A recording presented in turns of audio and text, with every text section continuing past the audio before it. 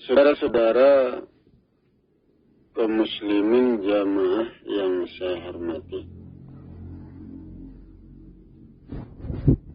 saudara,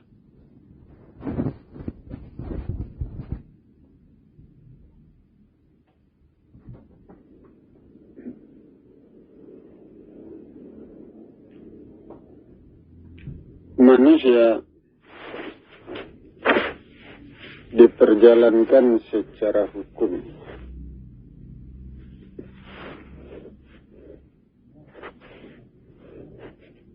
dengan ilmu, dengan mempergunakan hukum sebab akibat.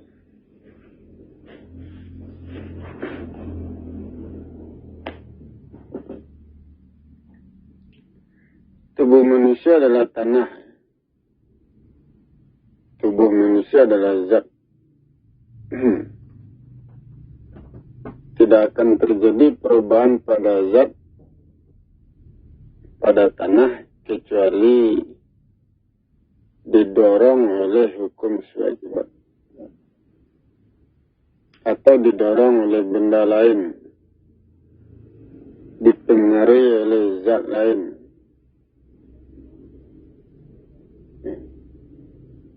Baru terjadi perubahan.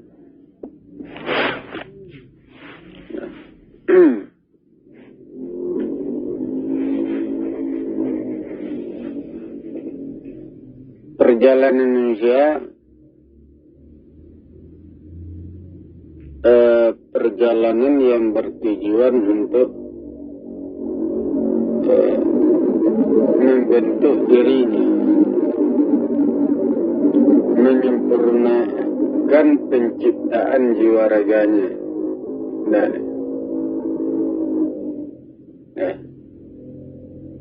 Jadi selama manusia hidup, manusia mendapatkan perubahan dari kehidupannya, yaitu merubah dirinya, jiwa raganya yang semakin sempurna terbentuk.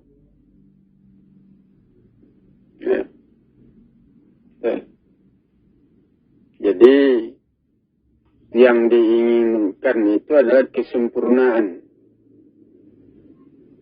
Kesempurnaan jiwa raga. Kesempurnaan penciptaan diri.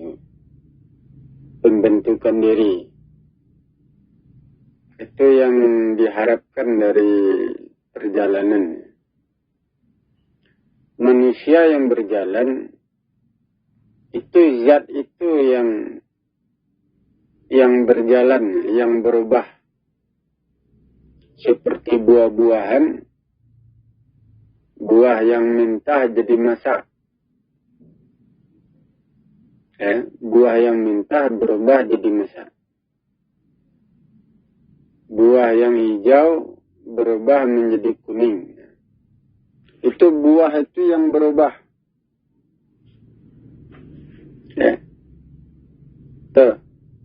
Seperti tubuh kita, tubuh kita itu yang berubah. Dari kecil sampai tua, sampai besar. Dari lemah jadi kuat, rapuh jadi kokoh. Dari tentu jasmani rohani. Makin lama makin sempurna. Jadi fisik itu, perubahan fisik, fisik jasmani, fisik rohani. Baik. Itu yang diperoleh dari perjalanan. Perubahan itu. Dari. Kenapa terjadi perubahan? Karena ada singgungan. Hubungan antara zat dengan zat, antara benda dengan benda, manusia dengan segala sesuatunya. Dari hubungan itu menciptakan gesekan, persinggungan. Sehingga tubuh yang halus jadi kasar. Nah, itu. Dari. Ya, tubuh yang lemah itu terangkat menjadi kuat. Itu gara-gara persinggungan tadi. Yang gaib, yang tersembunyi, itu dikeluarkannya, diangkatnya, dinyatakannya. Itu dengan adanya hubungan itu ya. Persinggungan, dari. Gesekan. Itu yang mengangkat. Itu yang menegakkan, yang menyatakan. Dari. Selama manusia melakukan perjalanan, selama itu tentu terjadi gesekan, terjadi hubungan. Hubungan itu dibutuhkan untuk mengangkat diri manusia, untuk menegakkan. Dari. Ya. Nah, itu. Jadi proses itu yang terjadi. Dari. Ya. Seperti kita katakan bahwa zat itu berlapis-lapis. Ya. Zat itu tumbuh. Dari. Zat itu tumbuh. Ya. Nah, dahulunya zat itu halus. Dari. Kemudian tumbuh menjadi kasar. Tumbuh lagi, lebih kasar lagi. Tumbuh lagi, berkembang lagi. Ya. Ya, menjadi lebih kasar lagi. Ya. Sampai tercipta alam nyata. Nah, zat kasar. Atau dari. Mengangkat manusia seperti itu. Ya. Zat manusia itu halus dahulunya. Ya. Dari. Zat manusia itu. Manusia berhubungan dengan yang kasar. Itu yang mengangkatnya. Ya. Dari. Apabila bumi ini kasar, tubuh manusia ikut kasar. Semakin kasar bumi ini, tubuh manusia itu semakin kasar pula. Mengikuti. Semakin nyata bumi ini, tubuh manusia semakin nyata.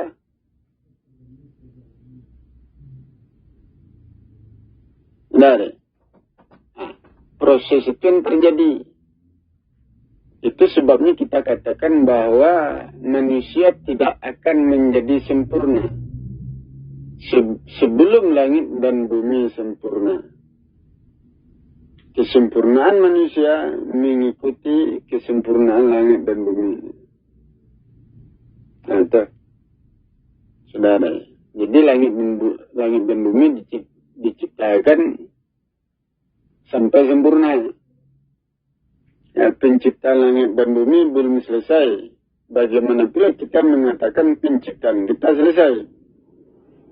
Tidak mungkin. Dari. Ya. Tidak mungkin itu. Ya. Nah. Penciptaan langit dan bumi belum selesai. Tetapi manusia lebih dulu selesai penciptaannya. Tidak mungkin. Ya. Jadi selama langit dan bumi dibentuk, disempurnakan. Selama itu pula manusia disempurnakan.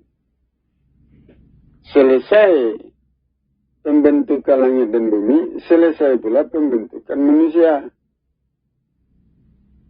Nah, itu hitung-hitungannya seperti itu. Sudah. Ya. Aku selesaikan urusan selama 1000 tahun. Ya. Anggaplah dari tahun 2000 sampai tahun 3000. 1000 tahun. Ya, tahun 3000 penciptaan langit dan bumi, pembentukannya sudah selesai. Langit dan bumi sudah sempurna. Pada waktu itu juga orang beriman sudah selesai penciptaannya, pembentukannya. Sudah menjadi manusia sempurna. Sudah masuk surga itu. Nah, itu. Dari. Ya, pintu neraka sudah ditutup.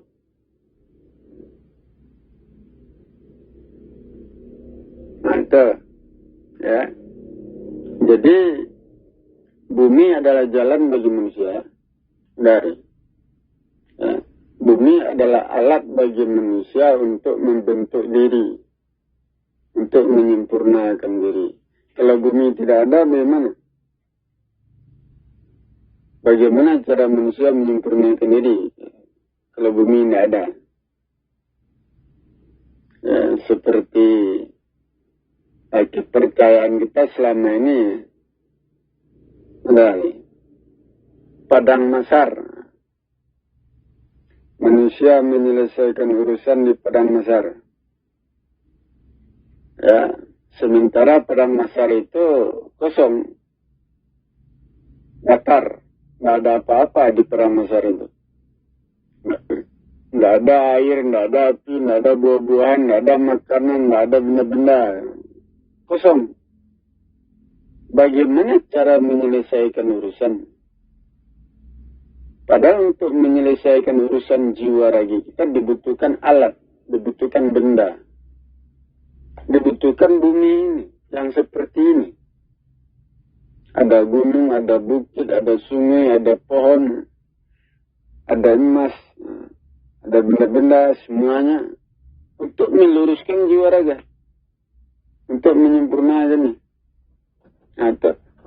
Aku selesaikan urusan selama 1000 tahun di hari akhirat. Cara menyelesaikannya?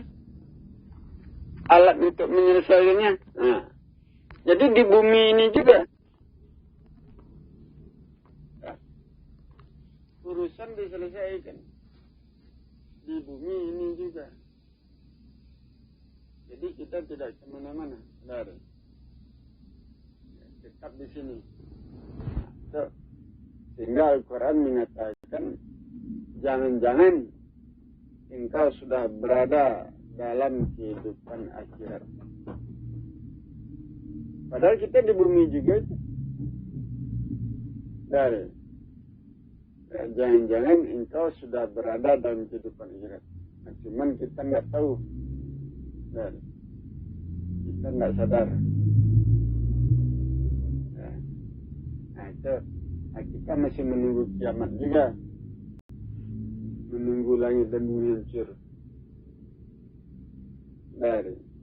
Ya, kalau langit dan bumi hancur, bagaimana menyelesaikan urusan? Urusan diselesaikan dengan ilmunya. Dengan segala persyaratan. Dengan alat-alatnya. Kalau langit dan bumi hancur, bagaimana menjalankan itu? Tidak bisa.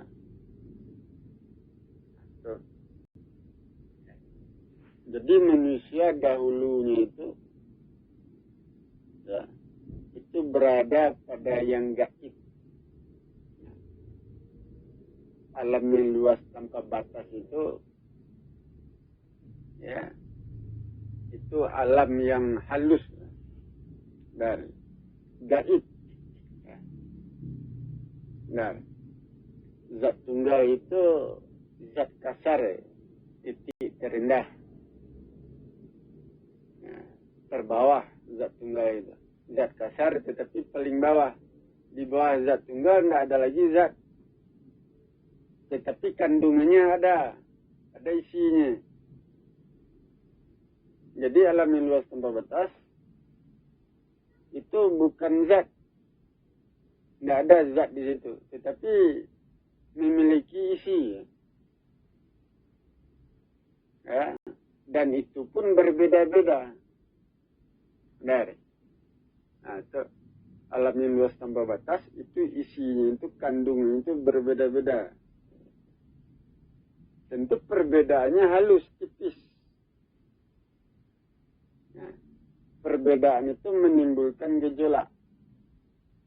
sehingga alam itu menjadi hidup, bergerak. Dari terjadi pergerakan. Nah, itu sehingga alam itu hubungan antara perbedaan itu zat yang berbeda, suasana yang berbeda itu menciptakan panas, menciptakan gejolak, menciptakan rasa. Nah, itu menciptakan jiwa. Atau makhluk tumbuhnya di situ. Jiwa. Makhluk itu berjiwa. Bibitnya dari situ. Datang dari situ.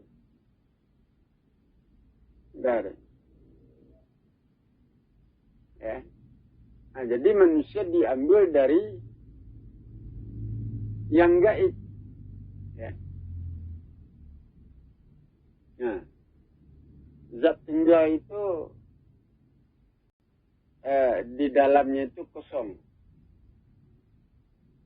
Sebenarnya tidak ada yang kosong. Dari zat tunggal itu di dalamnya itu ada ruang kosong, tapi sebenarnya bukan ruang kosong itu. Ada kandung, ada isinya itu, tetapi halus. Makin lama makin halus, semakin masuk ke dalam itu semakin halus, semakin luas. Atau kalau kita masuk ke dalam zat tunggal, kita bertemu dengan alam yang luas tanpa batas.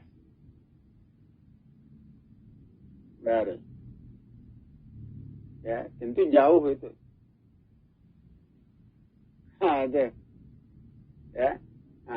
Zat tunggal itu, zatnya itu berdasarkan hukum, itu berlapis-lapis.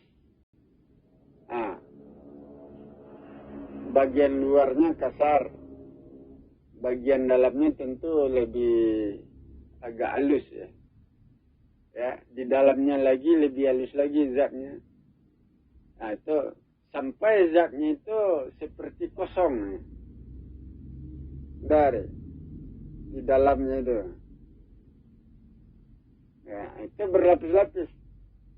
Zat tunggal itu hidup. Kehidupan zat tunggal itu mengkasarkan dirinya. Semakin kasar diri zat tunggal, yang gaib itu ditariknya ke atas. Kekasaran tubuh ini itu menarik yang gaib itu ditariknya. Semakin kasar badan ini, yang gaib itu semakin dikeluarkannya, ditariknya, dinyatakannya.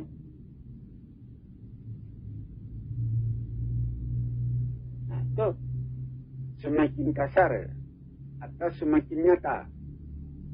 Yang gaib yang di dalam itu dikeluarkannya, ditumpahkannya keluar. Nah, itu didorongnya keluar, ditariknya.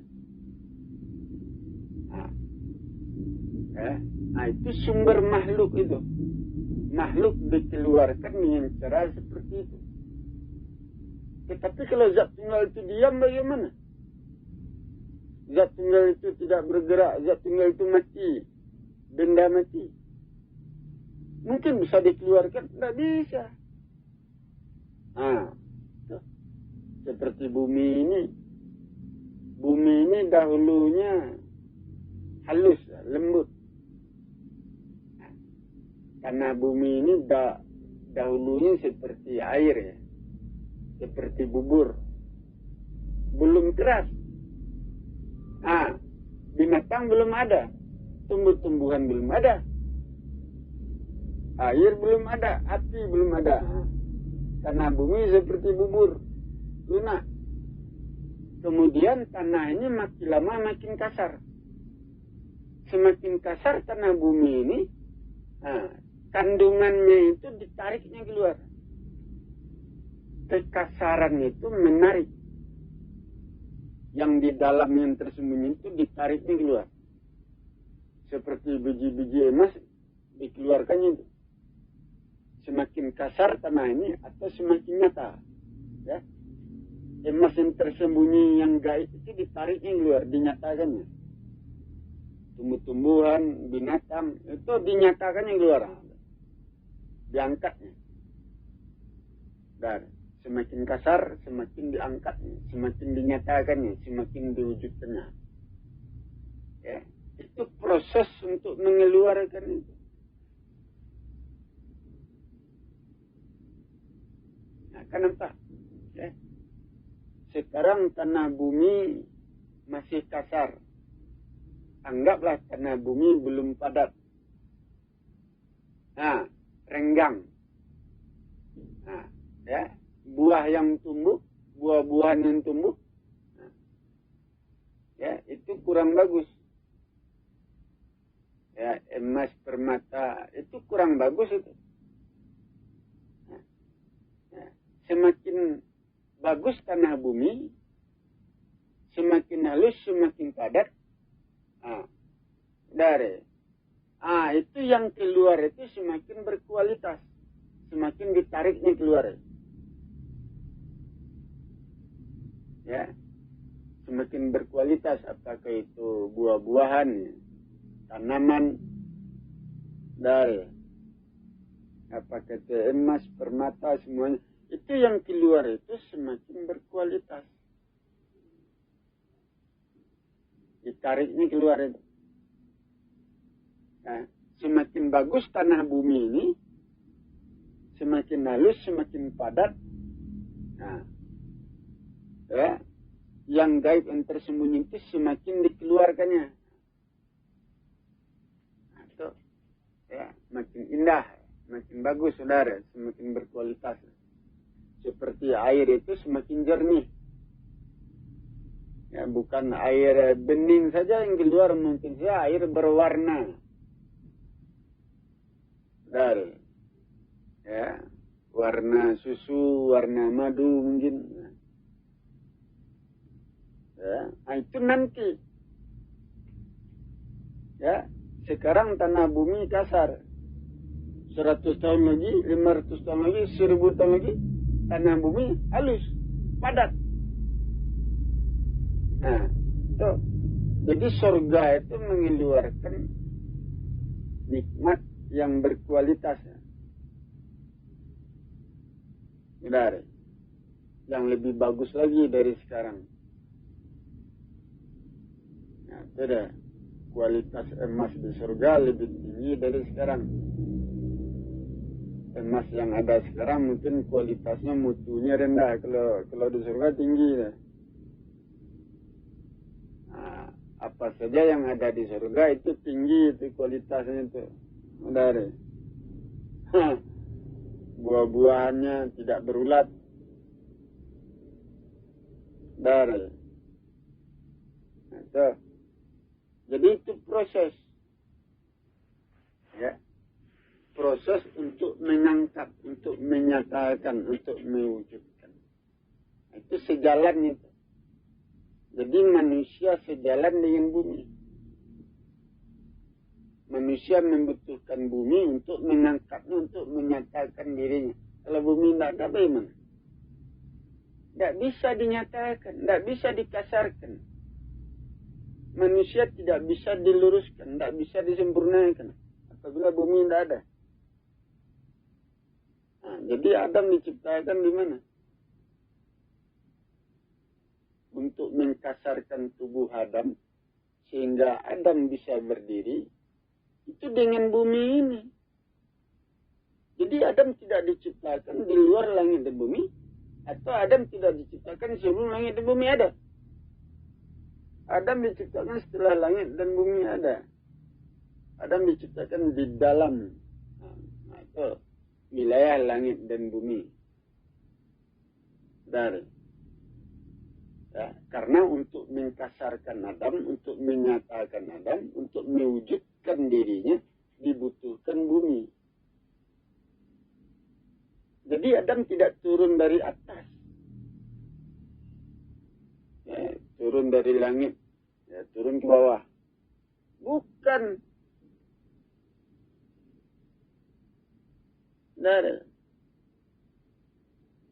Ya. Adam munculnya di sini. Di bumi.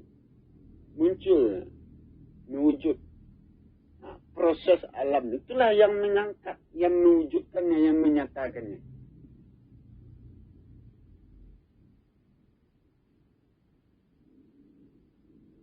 Nah, ya, kenapa? Jadi Adam tidak turun dari langit, turun dari surga. Surga ada di langit, di atas. Tidak ada itu. Ya, semuanya itu ada dasar hukumnya. Dan kalau tidak ada dasar hukumnya, maka tidak akan terjadi.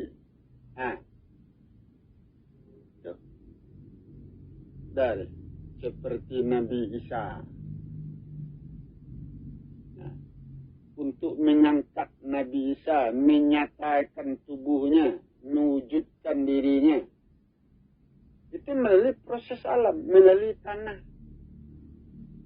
Tanah itu yang berproses.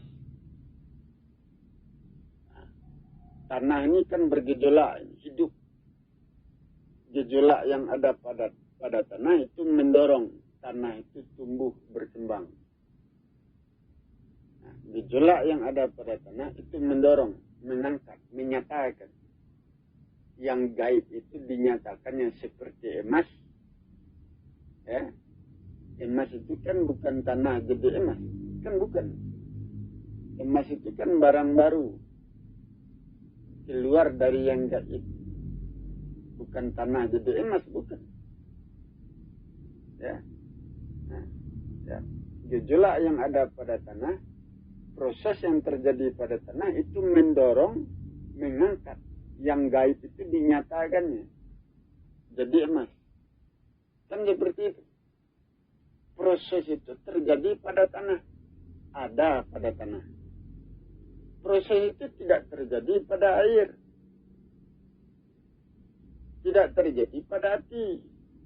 Tidak terjadi pada cahaya, pada nur. Proses itu, gejolak itu adanya pada tanah. Tanah itulah yang mendorong Isa itu tumbuh. Mewujud, nyata. Jadi berdasarkan hukum, Isa datang dari tanah seperti Adam. Bukan roh Tuhan yang menjelma jadi Nabi Isa. Kenapa ada? Bukan roh Tuhan yang menjelma menjadi Nabi Isa. Jadi proses itu ada pada tanah. Yang menjadi tanah itu tubuh Jibril. Malaikat Jibril menjelma di hadapan Maryam. Sebagai manusia laki-laki sempurna. Ketika malaikat Jibril menjelma menjadi manusia, ketika itu tubuhnya itu adalah tanah. Ya, maka tanah itulah ya, tubuh Jibril yang menjelma menjadi manusia, maka tubuhnya seperti manusia lain, ya, tanah. Itulah yang mendorong Nabi Isa itu ya, dinyatakan, diwujudkan, tentu melalui hubungan. Nah, tentu seperti itu. Benar. Ya. Jadi bukan datang dari roh Tuhan. Atau Tuhan yang menjelma jadi Isa, tidak ada itu. Jadi ada dasar hukumnya. Ada yang mendorong terjadinya sesuatu. Kun fayakun. Ya, itu ada yang mendorong terjadinya sesuatu. Ada penyebabnya. Ya, baru terjadi. Kalau tidak ada penyebabnya itu tidak terjadi deh.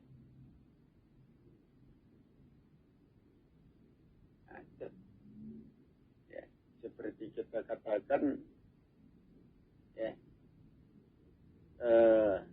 Tuhan itu bekerja berdasarkan hukum. Nah, berdasarkan ukurannya, tata letak.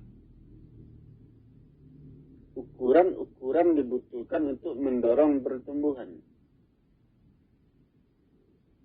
Seperti makan satu piring itu mendorong pertumbuhan. Ukuran satu piring. Makan sesuap nasi, ukuran sesuap nasi tidak mendorong pertumbuhan. Nah, Tuhan bekerja berdasarkan itu. Ya, apabila Tuhan bekerja sewenang-wenang, artinya dia bekerja tidak berdasarkan hukum, tidak bekerja dengan ukuran-ukuran tertentu, maka kemampuannya untuk menciptakan, untuk membentuk, untuk membangun itu lemah. Karena kekuatan untuk membangun itu datang dari ukuran perbuatan, ya, di mana perbuatan itu memiliki ukuran-ukuran, tidak bebas, ya, ukuran-ukuran yang mendorong pembentukan, ukuran yang mengangkat, dari ukuran-ukuran yang meluruskan, ukuran yang mampu membentuk. Jadi kalau Tuhan berbuat sebebas-bebasnya, seenaknya, dari Tuhan berbuat sewenang-wenang, tentu dia tidak memakai aturan, tidak memakai ukuran. Kalau dia tidak memakai aturan, tidak memakai ukuran-ukuran, maka kemampuannya untuk membentuk, untuk menciptakan, itu lemah, tidak ada.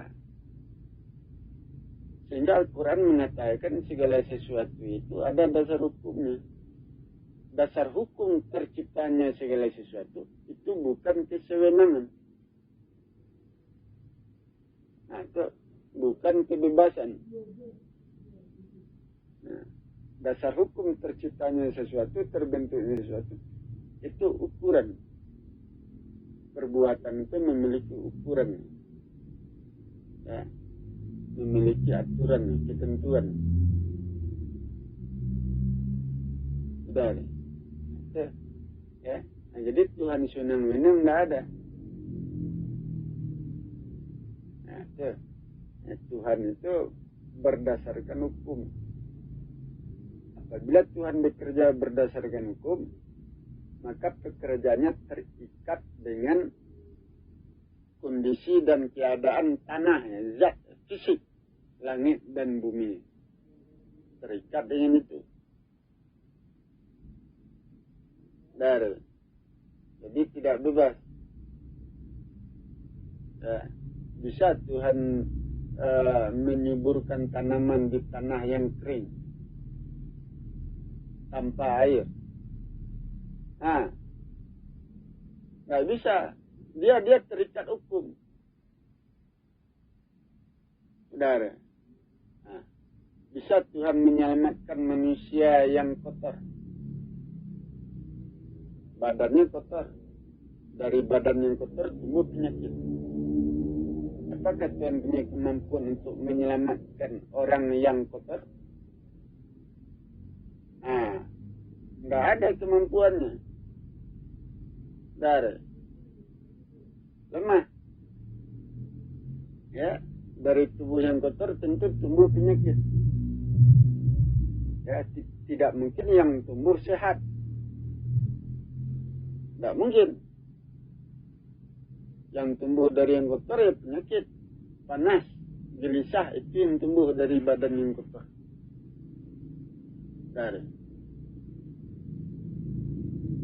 Ya. Nah, Tuhan terikat dengan itu. Artinya Tuhan tidak bisa berbuat apa-apa selama manusia membiarkan dirinya kotor.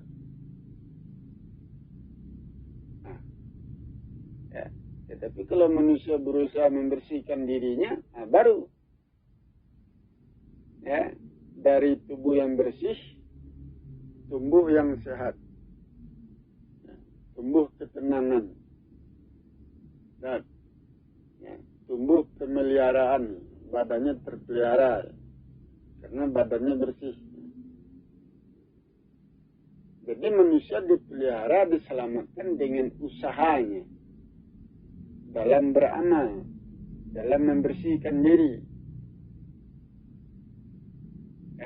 Bukan Tuhan yang berusaha.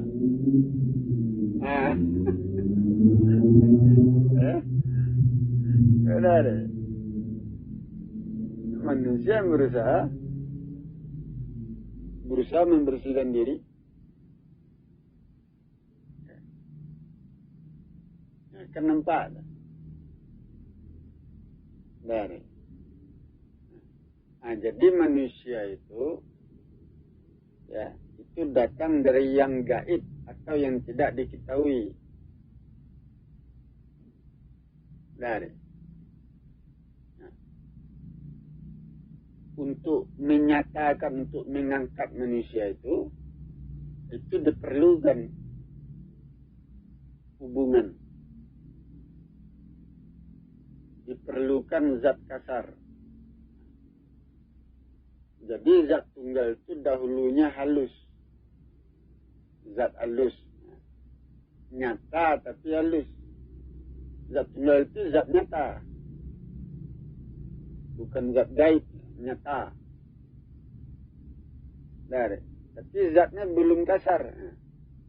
Semakin kasar zat tunggal itu atau semakin nyata, itu yang gaib, yang tersembunyi di dalam dirinya itu, di dalam zat tunggal itu dikeluarkannya, dinyatakannya. Dari, ya, terciptalah zat-zat berikutnya, tumbuh.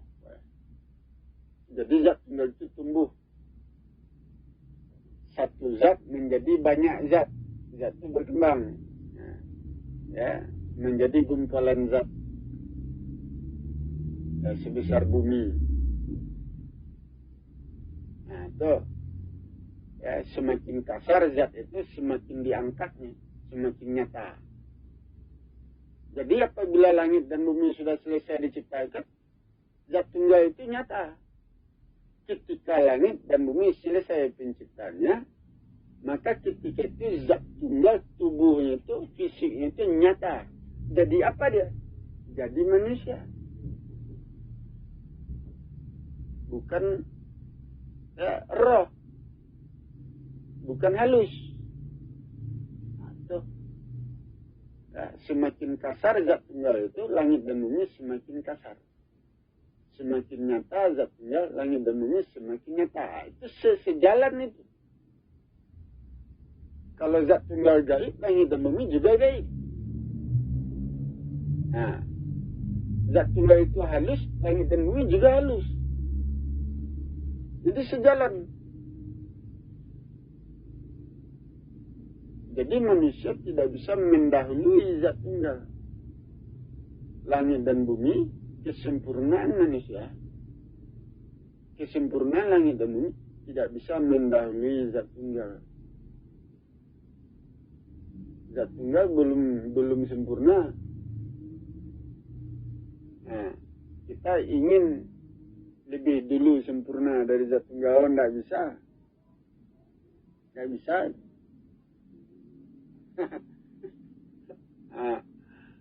Dari. Nah, kan nampak. Dari. Ya. Jadi proses itu yang terjadi. Dari. Itu dia. Ya. Nah, nampaklah di sini bahwa zat tunggal itu pada awalnya itu berkeinginan untuk menyempurnakan diri. Nah, keinginan zat tunggal untuk menyempurnakan diri, keinginannya itu, proses perjalanannya menyempurnakan diri, rupanya melahirkan langit dan bumi. Nah,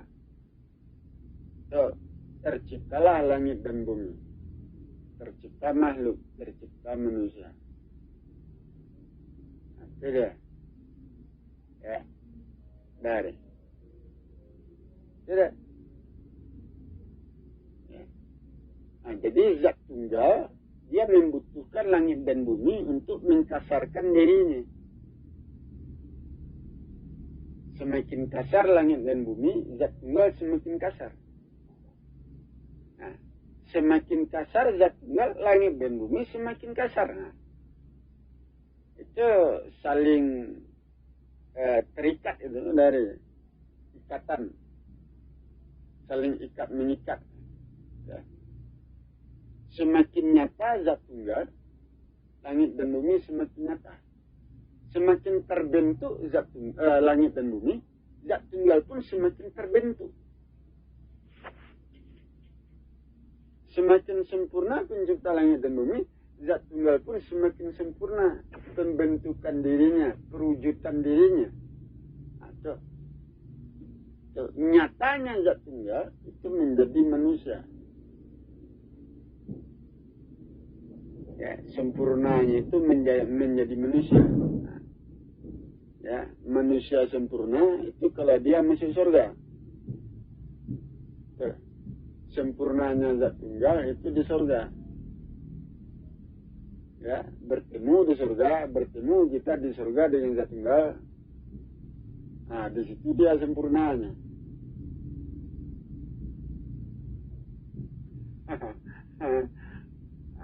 Itu kan proses. Dan jadi proses kehidupan langit dan bumi tidak terlepas dari kehidupan zat tunggal. Terikat. Seolah-olah langit dan bumi bekerja untuk menyempurnakan zat tunggal. Tidak bisa lari.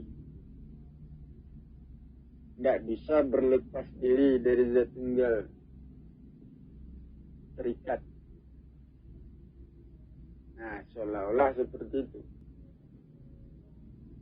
Bukan langit dan bumi saja, seluruh makhluk, seluruh manusia terikat.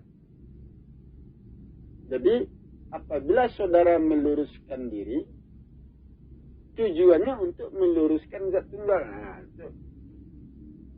Semakin lurus diri saudara, itu arahannya itu kepada zat tunggal.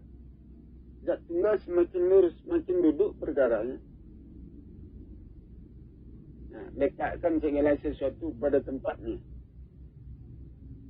Berusaha manusia meletakkan segala sesuatu pada tempatnya. Nah, zat tunggal itu semakin duduk perkaranya. Nah, ke sana perginya, ke sana arahannya. Usaha manusia membersihkan diri, meluruskan diri. Usahanya itu menyebabkan zat tunggal itu semakin lurus. Ya, semakin dikembalikan kepada tata letak dirinya. Nah, tata letak diri zat tunggal semakin tepat. Dari. Nah, itu deh. Semakin sempurna kehidupan manusia, tata letak diri zat tunggal pun semakin tepat. Semakin lurus kehidupan manusia, semakin teratur, semakin bersih, tata letak diri zat tunggal semakin tepat. Ke sana arahannya. Nah, kenapa itu? Jadi seolah-olah langit dan bumi, makhluk manusia, bekerja.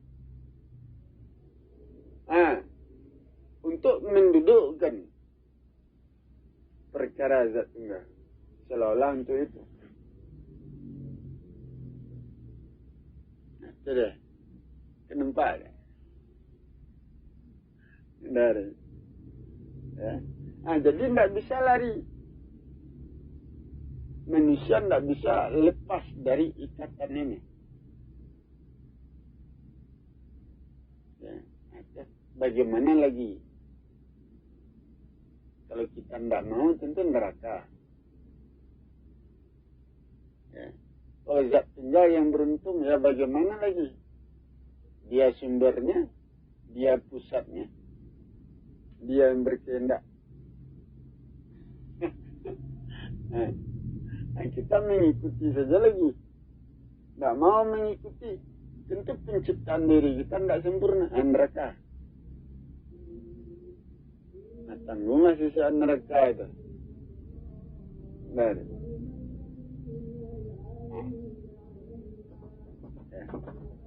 Nah, kenempat.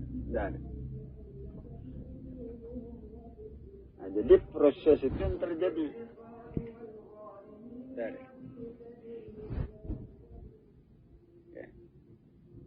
proses itu itulah yang terjadi di langit dan di bumi. Ya, begitu cara mengangkat, ya, cara menyatakan. Baik. Jadi kita membutuhkan hubungan untuk mengangkat itu. Contohnya, kehidupan bumi ini tidak teratur. Kita sebagai manusia, ya, apabila bumi kehidupannya tidak teratur, kita pun sulit untuk mengatur diri, meluruskan diri. Ya, susah. Apabila bumi ini kotor, kita pun kesulitan untuk membersihkan diri.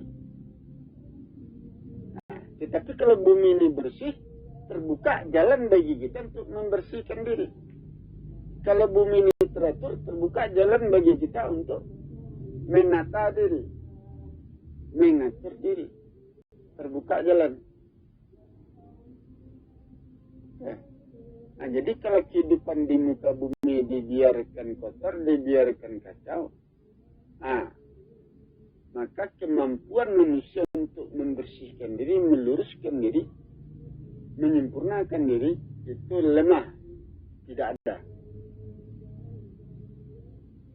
Jadi kalau manusia ingin menyempurnakan jiwa raganya, maka mau tidak mau dia harus membantu menyelesaikan urusan kehidupan di muka bumi ini. Ya, harus berusaha meluruskannya, memperbaikinya, membersihkannya, menatanya, membangunnya. Ya, sehingga dengan itu manusia bisa, ya, terbuka jalan baginya untuk menyempurnakan jiwa raganya. Kalau enggak bisa. Nah, itu aturannya. Nah, saudara ingin menjadi orang suci, tetapi langit dan bumi belum teratur, belum bersih, masih kotor. Nah, itu kesulitan itu, mensucikan diri. Ya, tinggal di tempat yang kotor. Nah, dengan tempat yang kotor kita ingin mensucikan dirinya. Nah, bisa itu. Ya. Tinggal di daerah yang kotor. Dengan daerah yang kotor itu kita berharap bisa menjadi orang suci. Itu sulit. Jadi itu ikatan-ikatan antara manusia dengan alam, dengan kehidupan. Nah, jadi mau tidak mau manusia harus turun untuk membersihkan kehidupan di muka bumi, untuk memperbaikinya, mengaturnya, meluruskannya, membangunnya. Mau tidak mau manusia harus turun menyelesaikan urusan.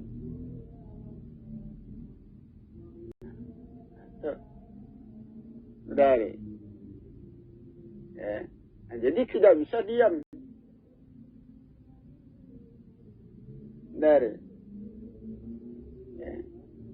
Kita ingin menjadi orang suci, tetapi kita diam saja, membiarkan bumi ini kotor, tidak teratur, ya, kacau. Dari banyak kesesatan di muka bumi, kita biarkan saja. Ya, nah, itu menutup usaha kita untuk membersihkan diri, untuk meluruskan diri, untuk menyempurnakan diri. Terbukanya jalan manusia untuk menyempurnakan diri apabila kehidupan langit dan bumi ini semakin teratur, semakin bersih, semakin lurus. Dengan itu jalan manusia terbuka untuk menyempurnakan diri, membersihkan diri. Itu aturannya. Nah, itu ketentuannya. Ya. Nah, keempat. Ya. Nah, jadi kita harus ikut campur di dalam menyelesaikan urusan di muka bumi sampai selesai, sampai duduk perkaranya. Itu pintu untuk menjadi manusia sempurna, jalan untuk membuka, ya. Pintu untuk membuka jalan kita menjadi orang yang beriman, ya, menjadi manusia sempurna. Pintu surga itu juga. Dari pintu surga itu keteraturan.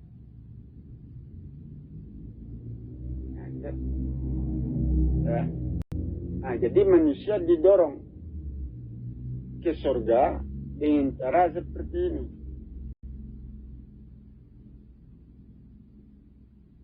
Nah, ya, apabila bumi ini semakin teratur, semakin bersih, semakin indah, nah, ya, maka pintu surga semakin terbuka. Manusia semakin didorong, ya, ke surga. Nah, itu, ya. Nah, jadi berkait-kait masalah ini. Ya, untuk itu tentu manusia harus kerjasama, tidak mungkin sendiri. Dan menyelesaikan urusan sendiri tentu tidak mungkin. Ya, saya dituntut sendiri menyelesaikan urusan dan tidak mampu. Benar. Ya, tugas kita cuma menjelaskan, ya, menerangkan, ya, melihat dari, ya, proses apa yang sedang terjadi. Benar. Nah, itu, ya, sehingga Al-Quran mengatakan, wahai Rasul, wahai Nabi, apabila suatu saat nanti turun utusanku yang membenarkan apa yang telah aku turunkan kepadamu, atau dari, ya, dan memberikan, menyampaikan petunjuknya, apakah engkau mau menolongnya? Atau apakah engkau mau, ya, beriman kepadanya, percaya? Nah, kan itu perjanjiannya. Ya, jawabannya tentu mau. Itu perjanjiannya. Ya. Tidak ada jalan lain. Itu jalan terakhir untuk menyelesaikan urusan. Nah, jadi kita menyelesaikan urusan bukan dengan hanya sebatas doa saja. Ya, kita menyelesaikan urusan bukan dengan mengumpulkan pahala banyak-banyak. Ya. Urusan tidak selesai. Yang diselesaikan itu urusan fisik. Nah, urusan benda, urusan tubuh, urusan zat, urusan makhluk, urusan langit dan bumi. Itu urusan fisik. Dari, ya, bukan urusan gaib yang diselesaikan. Bukan urusan kepercayaan. Ya, dugaan-dugaan, bukan itu yang diselesaikan. Dari, urusan yang diselesaikan itu urusan fisik. Ya, itu membutuhkan ilmu. Dari, ya, membutuhkan ilmu. Ilmu itu dipakai untuk membangun fisik. memperbaiki fisik, meluruskan fisik. Ya, benda, zat, tubuh manusia, kehidupan ini. Dari menegakkan kebenaran artinya memperbaiki ukuran. Ukuran apa? Ukuran benda. Ukuran. Ya. Kalau benda itu rusak, perbaiki. Kalau badan kita melemah, diperkuat. Kan itu. Ya. Dari kalau jatuh, tegakkan. Ya. Kalau rusak diperbaiki. Kalau luka diobati. Itu memperbaiki ukuran. Terlalu panjang, ukurannya diperpendek. Nah, terlalu sempit diperlebar. Nah, terlalu luas ya diperkecil. Itu ukuran. Untuk meluruskan kehidupan ini. Dari ya, sudah ukuran-ukuran yang salah itu menciptakan kerusakan. Ukuran-ukuran yang salah dalam membangun, ya, dalam bergerak, dalam bergaul, dalam berbuat apa saja, dan ukuran itu merusak. Nah, itu ya, menciptakan kerusakan. Jadi ukuran itu yang diperbaiki, yang dibenarkan. Nah, ya, seperti hubungan jangan terlalu dekat, jarak jangan terlalu dekat. Kalau terlalu dekat kita tertekan. Kalau terlalu dekat kita terjerumus ke dalamnya, tenggelam, jatuh. Nah, itu ya. Kalau terlalu jauh hubungan, nah, itu melemahkan. Tidak menghidupkan diri kita. Membuat kita jatuh, mati. Ya, ambil jalan tengah, itu kan ukuran. Benar, memperbaiki itu. Nah, kerusakan manusia datang dari ukuran yang salah. Badan manusia rusak, badan manusia terluka, lumpuh, mati, itu karena ukuran salah. Itu memperpendek umur. Nah, memperpendek umur. Benar ya? Bukan memperpanjang umur ya, memperpendek. Nah, jadi ukuran itu diperbaiki. Ukuran yang mampu memelihara tubuh, yang mampu mengangkat kehidupan kita, yang mampu menegakkan diri kita, nah, itu. Yang mampu meluruskan kehidupan kita. Ukuran itu dipakai. Yang dipakai dalam kehidupan sehari-hari. Nah, itu sebabnya Al-Quran melarang manusia untuk condong, berlebihan, berat sebelah. Itu dilarang karena itu merusak,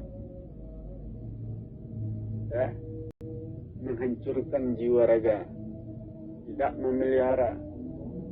Manusia dipelihara dengan keseimbangan, tata letak yang tepat, tidak berat sebelah. Itu memelihara fisik, memelihara tubuh, jiwa raga. Ya. Jadi, tetapi kalau badan kita condongkan ke kiri atau ke kanan, berat sebelah itu membebani tubuh fisik. Ya, nah, beban itu memberatkan tubuh, merusak jaringan saraf. Nah, itu hancur lagi. Nah, seperti itu karena dicondongkan. Tidak boleh dicondongkan. Condong rusak ada, seperti panah. Nah, karena kalau airnya banyak jadi lumpur. Ya, lumpur itu lemah. Tidak mampu menghidupkan tanaman, mati tanaman, lumpur itu. Tidak subur jadi ya. Karena air terlalu banyak. Dilarang pula itu. Ya, ada. Itu berlebihan itu condong. Kalau terlalu panas tentu tanah itu kering, tidak boleh pula. Mati tanaman mati. Ya.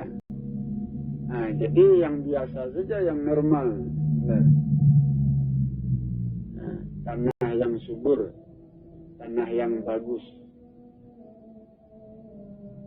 Itu subur itu. Badan manusia seperti itu. Benar. Subur. Kalau badan manusia itu berada di tengah-tengah, tidak condong ke kanan, tidak condong ke kiri, tidak berat sebelah, tidak melewati batas. Itu terpelihara tubuh manusia. Peliharalah dirimu dari siksaan api neraka. Pelihara dirimu dari siksaan yang menyiksa itu. Itu kekurangan kita, kecondongan kita. Kita condongkan badan kita, kita miringkan tubuh kita. Itu membebani tubuh, memberatkan ke badan. Menyakitkan. Itu siksa. Terasa sakitnya, menyiksa itu. Itu siksaan. Tetapi kalau badan kita tegak lurus, seimbang, itu tidak membebani, tidak memberatkan. Tidak ada rasa sakit di situ. Senang. Itu. Jadi orang-orang yang disiksa, yang tersiksa, itu jiwa raganya itu berkekurangan, rusak, condong, berat sebelah. Siksaan datang dari situ. Jadi dia menyiksa dirinya sendiri. Itu. Kekurangannya menyiksa dirinya sendiri. Ukuran-ukuran yang salah, perbuatan yang salah, perbuatan yang berlebihan, itu menyiksa dirinya sendiri. Tubuhnya yang condong, tubuhnya yang miring, berat sebelah, tubuhnya yang berkekurangan, itu menyiksa, memberikan siksaan ke badannya sendiri. Tuh. Tidak senang hidup itu.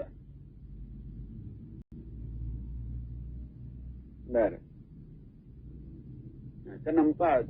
Bukan malaikat yang menyiksa, bukan.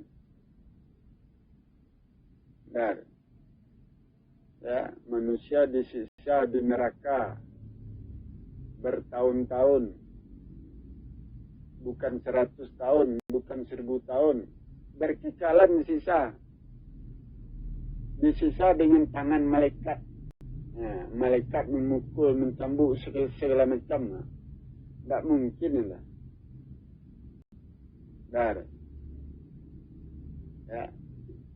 Tidak mungkin. Jadi bukan malaikat yang menyiksa, tetapi kekotoran jiwa raganya, kerusakan jiwa raganya, ketidaksempurnaan jiwa raganya, kekurangan, banyak yang kurang pada jiwa raganya, itulah yang menyiksa. Terasa sakit di situ. Tuh. Jantung saya rusak, pecah, copot satu jantung saya, terasa sakitnya dah. Tersisa, susah bernafas. Tersisa itu. Pembuluh darah saya pecah. Terasa sakitnya dah. Dah hilang-hilang sakitnya. Seperti itulah kira-kira. Itu menyiksa. Jadi orang-orang yang masuk surga adalah orang-orang yang sehat. Jiwa raganya sehat. Nah, perbuatan yang dia lakukan tidak melukai dirinya, tidak merusak jiwa raganya, tidak menghancurkan tubuhnya. Nah, perbuatan yang dia lakukan memelihara dirinya, jiwa raganya, sehingga tidak menimbulkan rasa sakit. Nggak ada beban di badannya, nggak ada rasa sakit pada dirinya, nggak ada siksaan itu. Senang hidupnya, gembira, surga. Nah, ke sana arahnya. Jadi apabila orang-orang yang bertobat ingin bertobat, tobat yang dia harus lakukan adalah memperbaiki dirinya, ya, menyembuhkan jiwa raganya. Itu tobatnya. Ya, orang-orang yang diterima tobatnya adalah orang-orang yang melakukan perbaikan. Perbaikan apa? Contohnya, kalau badannya luka, sembuhkan luka itu sampai luka itu hilang. Nah, supaya rasa sakit itu hilang. Kalau badannya kotor, dari badan yang kotor tumbuh penyakit. Nah, yang kotor itu dihilangkan, dibersihkan, dibuang, sehingga penyakit tidak tumbuh, sehingga rasa sakit itu hilang, sisa hilang. Itu perbaikan. Itu membutuhkan ilmu. Untuk memperbaiki tentu membutuhkan ilmu, membutuhkan caranya, jalannya. Ah, itu tentu berat pula itu. Benar. Ya. Kalau kita bodoh, tentu kita tidak tahu ilmunya. Ilmu menyembuhkan diri, ilmu memperbaiki diri, tidak tahu ilmunya. Kalau kita bodoh. Benar. Tentu tersisa itu. Tapi kalau kita tahu ilmunya tentu bisa diamalkan ilmu itu. Bisa kita memperbaiki diri, tobat kita diterima setelah memperbaiki diri. Benar. Ya, itu. Ya. Al-Quran mengatakan, apabila kebajikan manusia lebih dari separuh, masuk surga. Kebajikan lebih dari separuh artinya yang kotor di badannya sedikit. Kebajikannya banyak. Yang kotor yang sedikit itu bisa dibersihkan. Kemampuan untuk membersihkan itu ada. Kalau kotornya sedikit, masih bisa masuk surga. Tapi kalau kotornya banyak, kerusakannya banyak, kebajikannya sedikit, itu untuk menyembuhkannya susah. Memperbaikinya susah, meluruskannya susah. Obatnya kadang-kadang tidak ada itu, ilmunya tidak ada. Neraka. Jatuhnya syirik. Melakukan perbuatan syirik, dosa besar, itu kerusakannya besar. Itu tidak ada obatnya, tidak ada ilmu untuk mengobati, memperbaiki. Ya. Kalau kita membunuh orang, itu obatnya tidak ada. Ya. Kita membunuh orang tidak bersalah kita bunuh. Setelah kita membunuh, pikiran terganggu, perasaan terganggu, jiwa raga kita terganggu, langkah kita gerak-gerik, perbuatan terganggu, pecah, rusak badan kita. Susah menenangkan diri, susah segala macam. Anda ada obatnya itu. Ya, sholat pun kita tidak bisa diobati dengan sholat. Nah, itu dosa besar. Kalau dosa kecil bisa diobati. Panas badan kita, itu itu dosa kecil, bisa diobati. Nah, kena kotoran tubuh kita, dosa kecil, bisa diobati. Luka-luka sedikit, masih ada obatnya. Nah, itu rusak-rusak sedikit, masih ada obatnya. Tapi kalau lebih dari separuh badan kita rusak, itu tidak ada obatnya itu. Udah deh. Ya, tidak ada ilmu itu. Nah, susah itu memperbaikinya. Lebih dari separuh badan kita rusak, hancur, kotor, nah, itu susah itu. Ya, itu risikonya, akibatnya itu neraka. Jadi berdasarkan hukum, orang-orang yang masuk surga, orang-orang yang jiwa raganya sehat. Itu berdasarkan hukum dah. Benar. Itu pelihara diri. Jangan sampai terjadi kerusakan pada jiwa raga kita.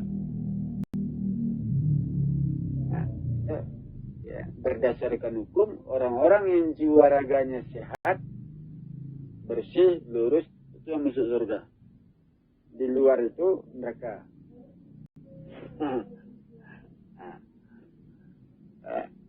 Tentu jalan membangunnya dengan apa?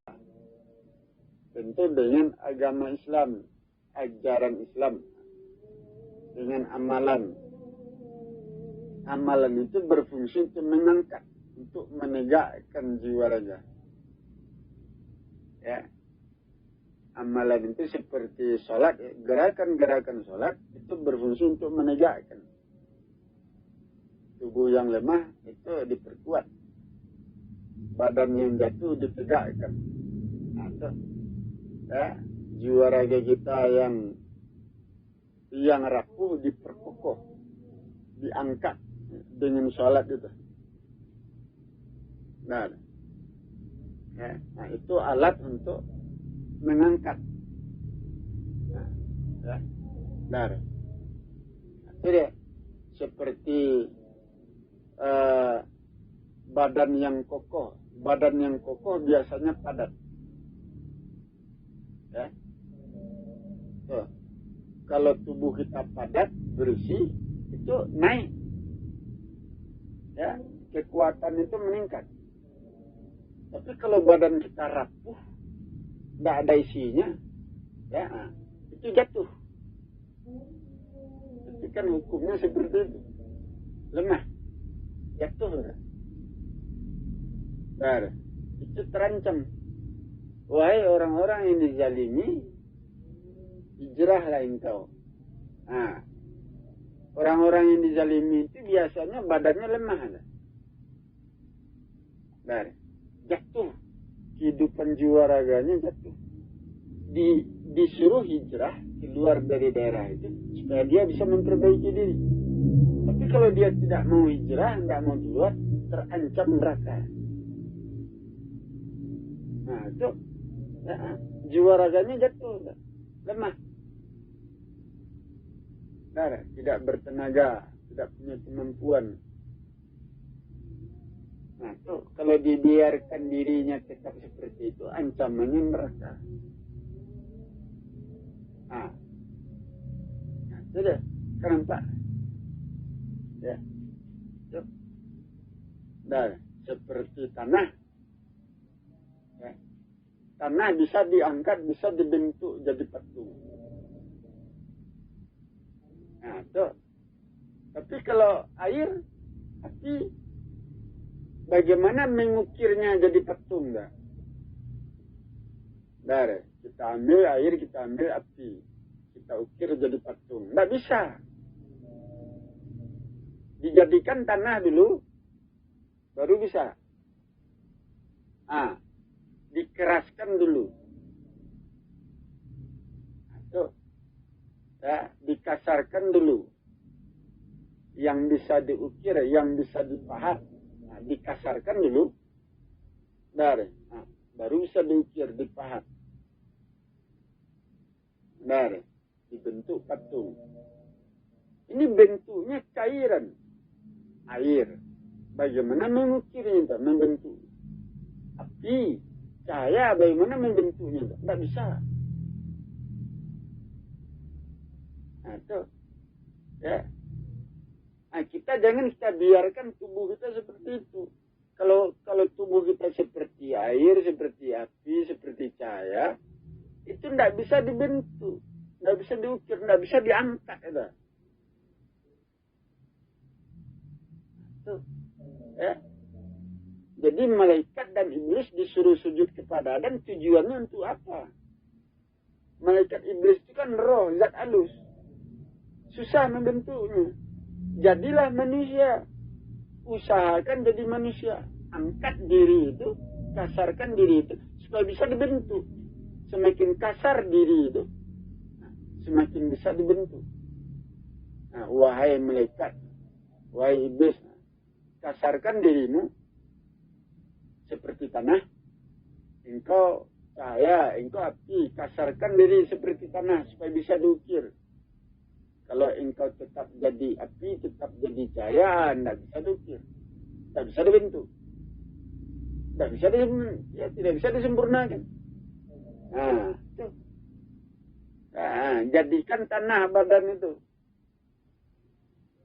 Nah, itu jadikan tanah, diperpadat tanah itu, dikeraskan tanah itu, dikasarkan tanah, diperkokoh tanah itu.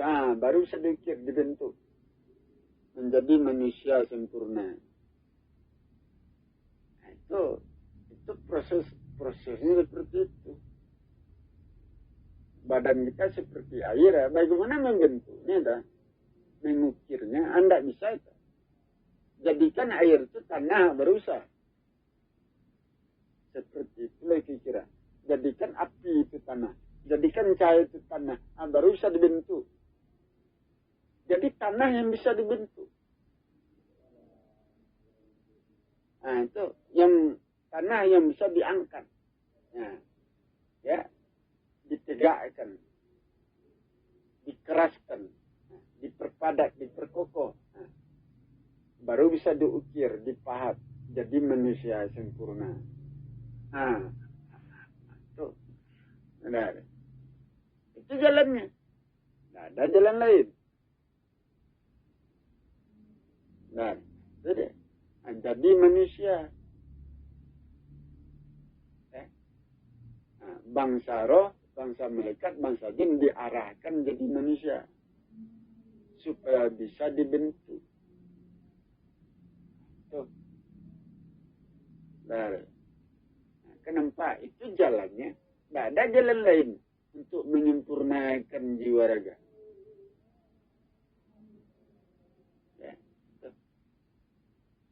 Jadi jalannya malaikat, jin, itu sama dengan jalannya manusia. Sejalan. Tujuannya tentu sama. Surga.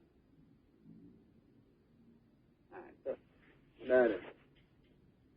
Nah, kenapa? Benar. Nah, itu aturannya. Itu ketentuannya, itu cara tekniknya. Nah,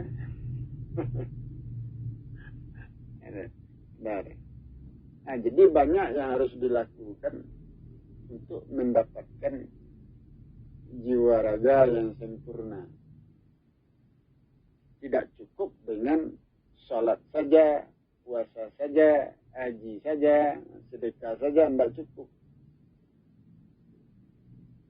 Ya, banyak yang harus dikerjakan. Banyak yang harus dilakukan. Dengan ibadah yang sedikit, engkau mengharapkan surga yang besar, tidak bisa. Jadi semuanya ini membutuhkan ilmu, membutuhkan perhitungan. Kalau enggak, tentu gagal. Saudara. Nah, itu dia.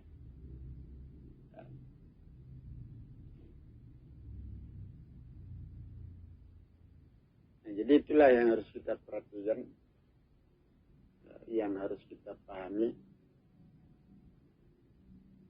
yang harus kita pikirkan, saudara. Jadi segala sesuatunya itu diangkat, dinyatakan melalui proses alam. Nah, bagaimana cara Tuhan bekerja? Ya, begitulah cara Tuhan bekerja. Ya. Hukum alam yang bekerja, itu Tuhan bekerja itu. Dengan itu Tuhan bekerja. Proses alam itu yang bekerja. Dengan itu Allah bekerja.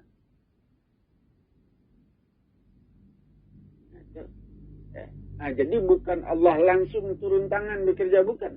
Tetapi melalui proses alam. Hukum alam. Hukum sesuai akibat.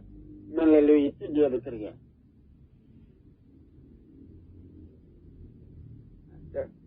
Ya.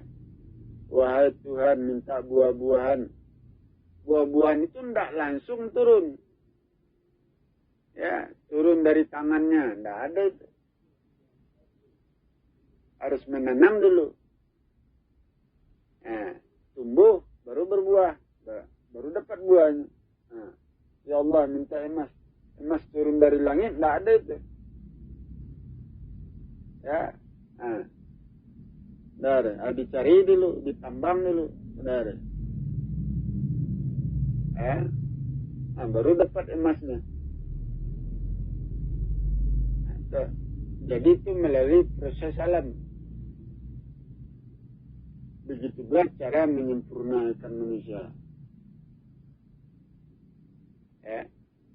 Nah, wahai Tuhan, sempurnakan jiwa ragaku. Itu tidak langsung dapat. Harus mengikuti prosesnya. Tiap-tiap diri manusia itu mengikuti tahapan demi tahapan, tingkatan demi tingkatan. Proses demi proses. Itu harus diikuti oleh manusia untuk menyempurnakan diri.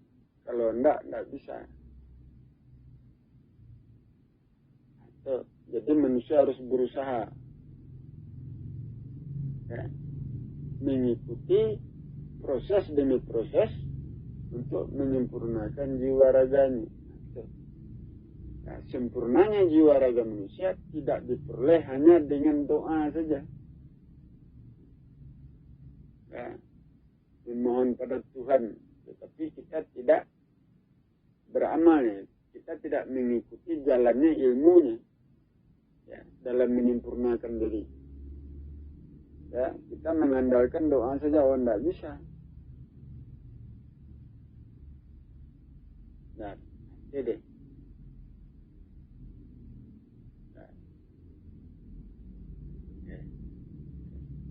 Nah, jadi manusia datang dari yang gaib. Bagaimana menyatakannya? Nah, itu ceritanya. Ya. Manusia, langit dan bumi semua itu datang dari yang gaib, yang tidak diketahui. Ya, bagaimana cara kerjanya sehingga dia terangkat, nyata, kasar. Ya, jadi kita membutuhkan hubungan. Tubuh kita ini membutuhkan hubungan. Ya, bumi adalah jalan bagi manusia. Hubungan manusia dengan segala sesuatu yang ada di langit dan bumi, hubungan itulah yang mengangkat, yang menyatakan, mengkasarkan, yang membentuk manusia. Itu alatnya, itu jalannya. Kita nampak. Nah, jadi itulah yang harus kita perhatikan, kita pahami, kita pelajari, kita bicarakan sehingga jelas dan terang benderang. Demikian untuk pada malam hari ini saya akhiri. Wabillahi taufiq hidayah. Wassalamualaikum warahmatullahi wabarakatuh.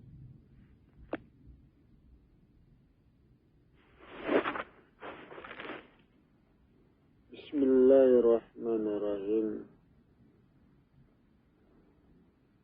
Assalamualaikum warahmatullahi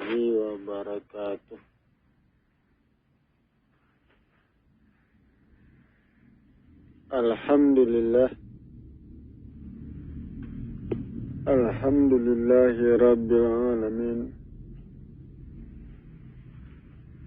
Wassalatu wassalamu ala asyrafil anbiya wal mursalin Sayyidana Muhammadan wa ala alihi wa ashabihi Rasulullah ajma'in.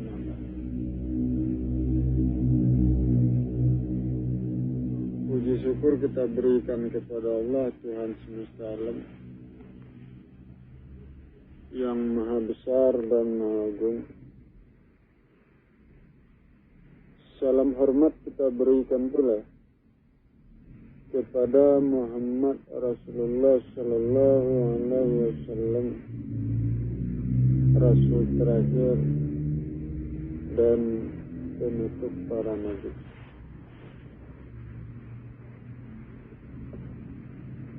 Saudara-saudara jamaah yang saya hormati,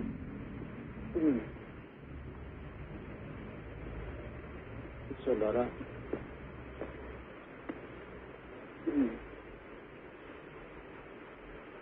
Allah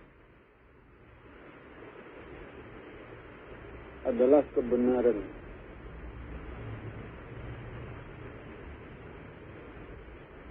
Kebenaran dari sebuah proses yang terjadi pada tanah, pada zat, pada langit dan bumi. Proses apa saja yang terjadi itu adalah benar. Tidak ada kesalahan di dalam proses alam. Dan tidak ada penyimpangan di dalam proses.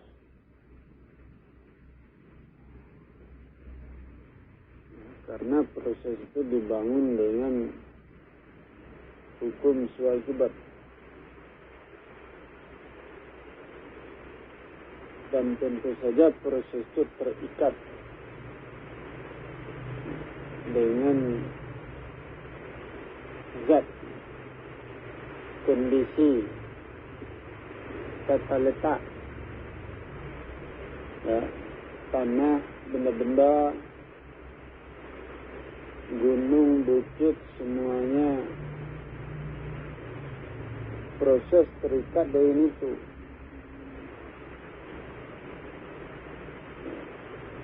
Kalau tidak, proses itu tidak akan terjadi.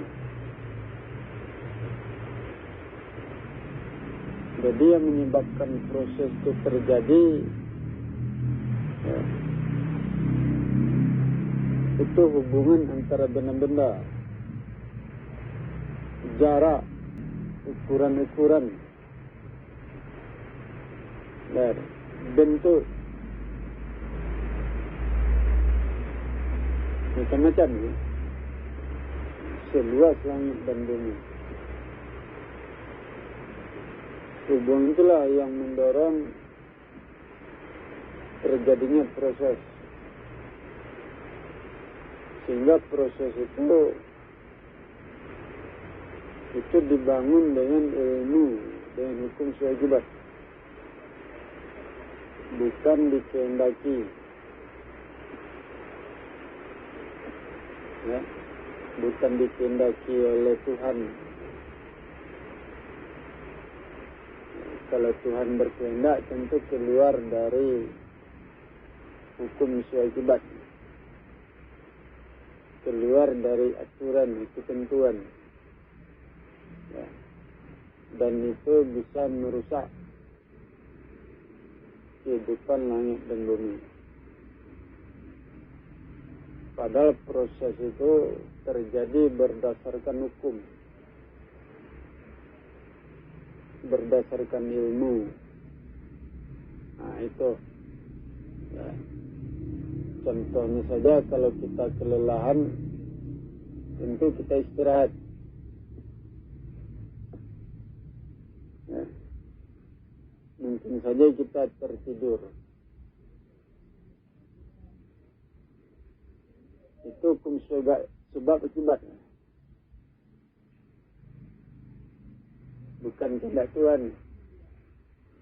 Nah. Ya. Seperti hari hujan,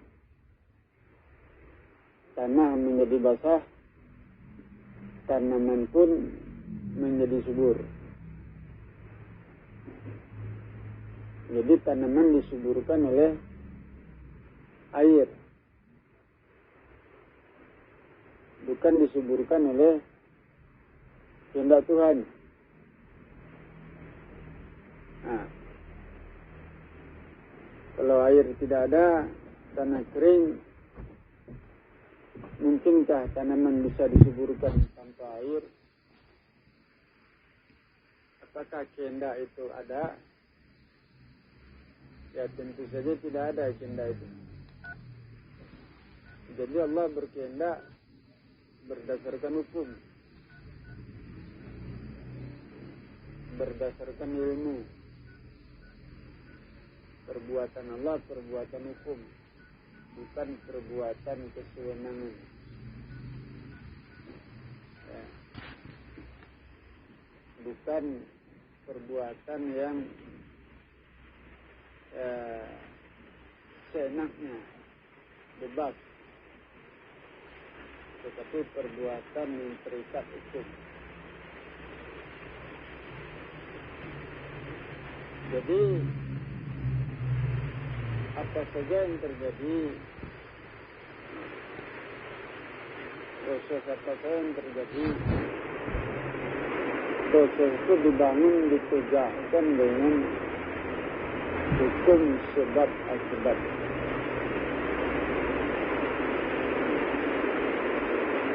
Ada sebab, ada akibat. Penyebabnya benda, penyebabnya zat, dan itu memberikan akibat kepada benda lain, kepada zat lain. Jadi penyebabnya bukan yang gaib. Yang gaib bukanlah penyebab. Penyebab itu datang berhubungan antara yang nyata. Hubungan manusia dengan benda, hubungan manusia dengan air, hubungan manusia dengan matahari, dengan perhiasan, pakaian. Itu hubungan nyata. Hubungan itu memberikan akibat. Sedangkan hubungan dengan yang gaib itu tidak memberikan akibat. Berhubungan dengan cahaya matahari, badan panas. Berhubungan dengan air, tubuh kita dingin. Berhubungan dengan yang gaib. Apa yang terasa di badan? Tidak ada. Nah, ya, tidak mendapatkan akibat. Jadi bertuhankan kepada Tuhan yang mampu memberikan manfaat, mampu memberikan mudarat. Dari mana datangnya manfaat? Dari mana datangnya mudarat? Tentu manfaat dan kerugian itu dan kerusakan itu datang dari hubungan manusia dengan benda-benda, dengan makhluk, dengan lingkungan. Segala sesuatu yang ada di langit dan di bumi. Ya. Dari situ kita mengambil manfaat dan mendapatkan kerugian atau kerusakan. Dan mudarat. Ya. Seperti cahaya matahari, dengan cahaya matahari badan kita jadi panas, ya, hidup. Dengan air badan kita menjadi segar, bersih. Nah, itu ya, tempat yang kotor tubuh kita ya menjadi tidak tenang. Ya, dari hubungan dengan yang salah itu melukai diri, merusak diri. Di situ kita mendapatkan manfaat dan kerugian. Tetapi kalau kita berhubungan dengan yang gaib, kita tidak mendapatkan manfaat dan tidak mendapatkan kerugian. Nah, itu dari. Ya. Jadi yang kita pegang itu tentu hubungan yang nyata, bukan hubungan yang gaib. Ya. Jadi hubungan dengan yang gaib tidak bisa tidak mampu memberikan akibat. Tidak ada akibat baik, tidak ada akibat buruk.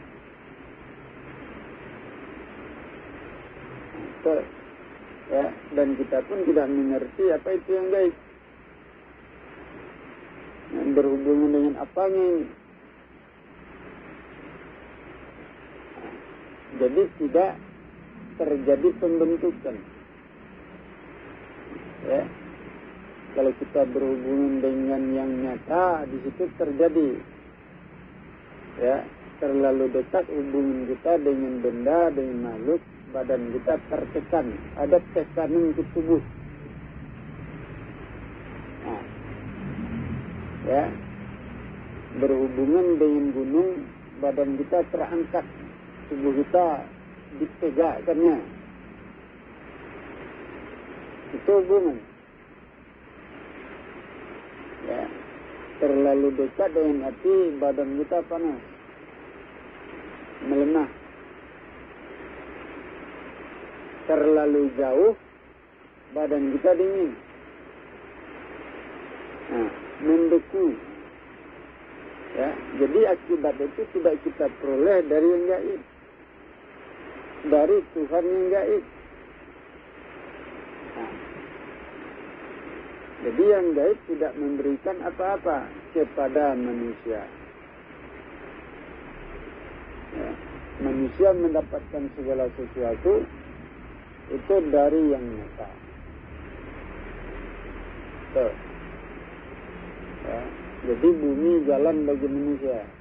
Segala sesuatu yang ada di langit dan di bumi itu memberikan akibat kepada manusia, memberikan perubahan pada jiwa raga manusia. Sehingga manusia dituntut untuk tanda-tanda berhubungan di langit dan di bumi. Letakkanlah dirimu pada tempatnya. Sempurnakan ukuran-ukuran. Jangan terlalu condong, jangan bereksilah. Ya, seimbang. Ya, itu hubungan kita dengan yang nyata. Tapi hubungan kita dengan yang gaib bagaimana caranya? Apakah yang gaib itu dekat, jauh, tidak tahu. Yang gaib itu besar atau kecil, tidak tahu. Nah, yang gaib itu bisa memanaskan tubuh, yang gaib bisa mendinginkan tubuh. Tidak tahu, tidak ada. Tidak ada.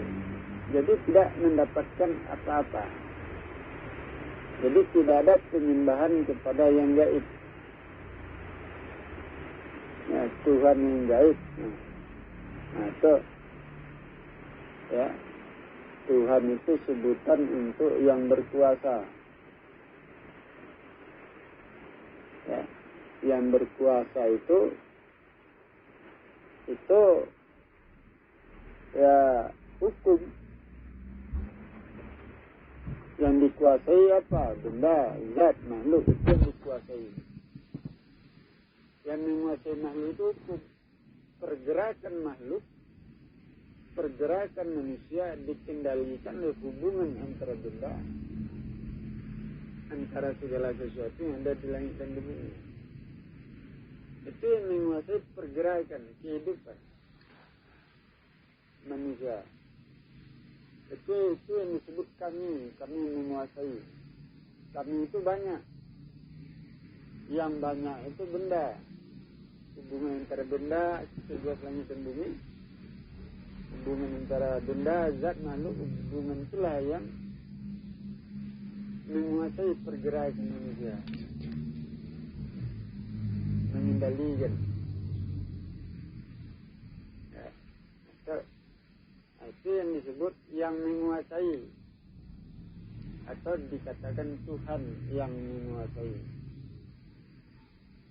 Ya, kekuatan alam untuk menguasai manusia itu sumbernya itu ukuran benda, tata letak benda. Nah, itu dasar hukum untuk mendorong terbentuknya sebuah proses. Hubungan antara benda-benda itu membangun sebuah proses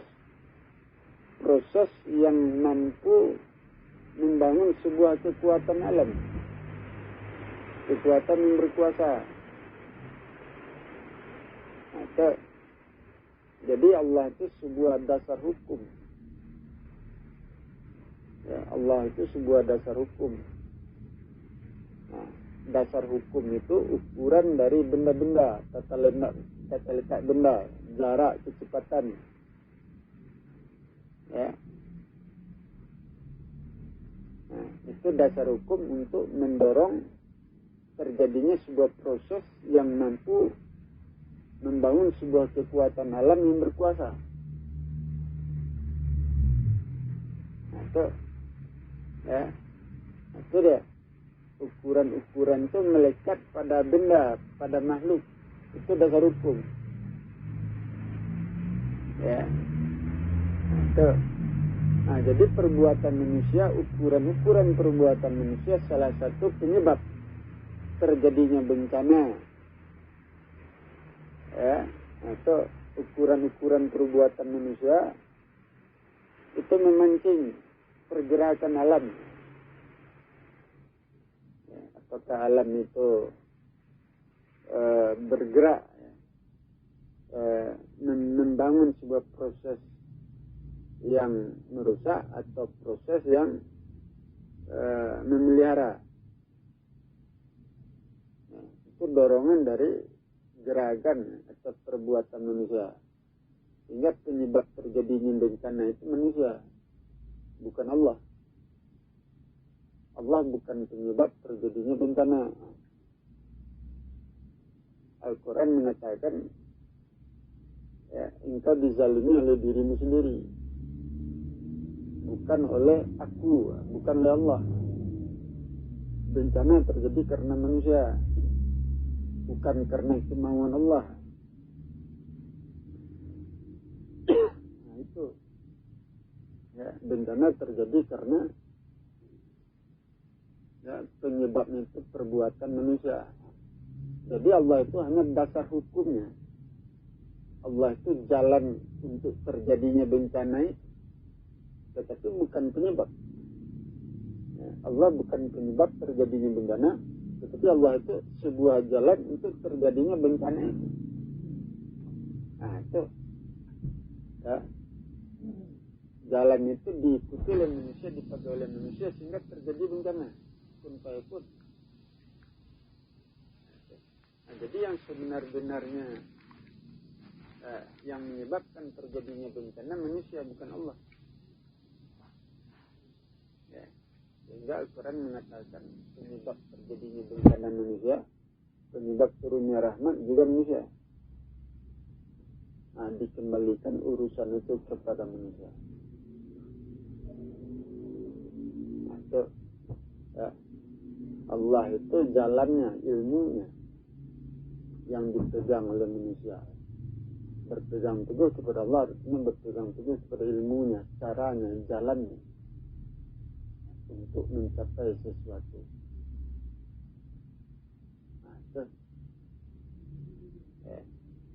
Jadi, jadi Allah itu dalam bentuk jalan ilmu. Ya, tubuh fisiknya tidak ada. Ya, tubuhnya berbentuk zat, berbentuk nur, tidak ada. Ya, Allah itu tubuhnya tiada. Allah itu dalam bentuk ilmu, ya, jalan dari zat, jalan dari manusia, benda. Nah, jalan yang diikuti oleh manusia, nah, itu Allah itu berpegang teguh kepada Allah artinya berpegang teguh kepada jalannya. Jadi itulah yang harus kita perhatikan, bahwa proses itu datang dari dibangun oleh hukum kewajiban. Jadi demikian supaya kita perhatikan. Saya akhiri. Assalamualaikum warahmatullahi wabarakatuh.